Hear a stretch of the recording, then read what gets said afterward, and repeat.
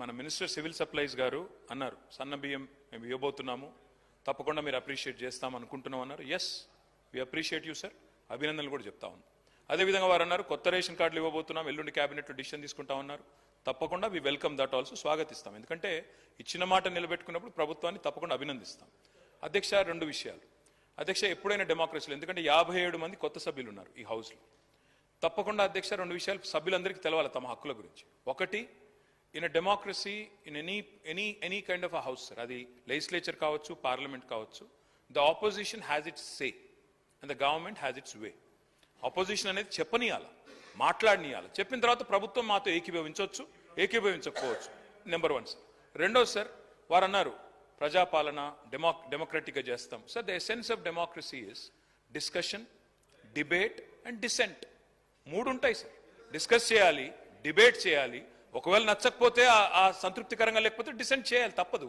మేము what we're exercising is our right in democracy. మేమేం అడిగాం సార్, మా former minister and senior legislator Gangula Kamalakar garu ఏమన్నారు, నేను చెప్పింది తప్పైతే రాజీనామా చేసిపోతాను దాకా చెప్పారు. ఆయన ఏమన్నారు సార్, 6.5 లక్షల కొత్త కార్డులు, 6,47,000 కార్డులు 2016 సంవత్సరంలో 31,000 కార్డులు ఇచ్చాము, 31,196. 2017లో 19,119 కార్డులు ఇచ్చాము. 2018లో 1,67,601 కార్డులు ఇచ్చాము. 2019లో 99,570 కార్డులు వచ్చినాయి.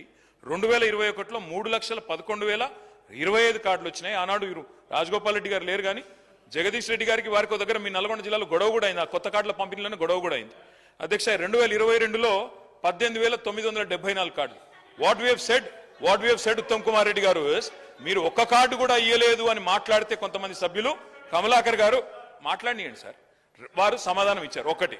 రెండవది, మేమేమన్నాం అధ్యక్ష, కమలాకర్ గారు ఏమన్నారు, మీరు వరి ధాన్యం విషయంలో మీరు చెప్పారు, ఏం చెప్పినారు, మీ మేనిఫెస్టో శ్రీధర్ బాబు గారు చైర్మన్ దీనికి, ఇందులో స్పష్టంగా వరి ధాన్యం 2183 దేని సార్, దొడ్డు బియ్యం ఎంఎస్పి. చాలా మంది సభ్యులకు తెలియకపోవచ్చు, దొడ్డు బియ్యం ఎంఎస్పి 2,183, సన్నవడ్ల ఎంఎస్పి దానికి ఇంకో 20 రూపాయలు ఎక్కువ ఉంటది.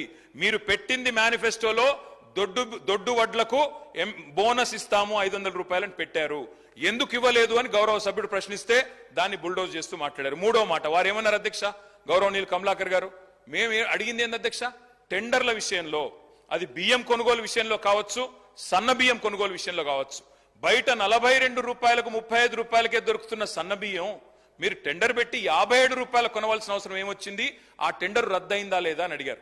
మంత్రి గారు సమాధానం ఇవ్వలేదు.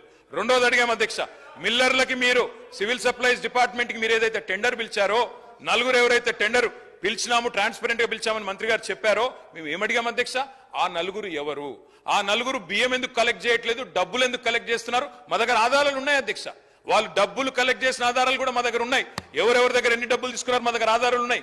అందుకే మేము అడిగినాం అధ్యక్ష హౌస్ కమిటీ ఏమని. అధ్యక్ష, this is not a small scam. నేను మంత్రి గారిని అనట్లేదు, ఇందులో మంత్రి గారికి తెలియకుండానే చాలా జరుగుతుంది.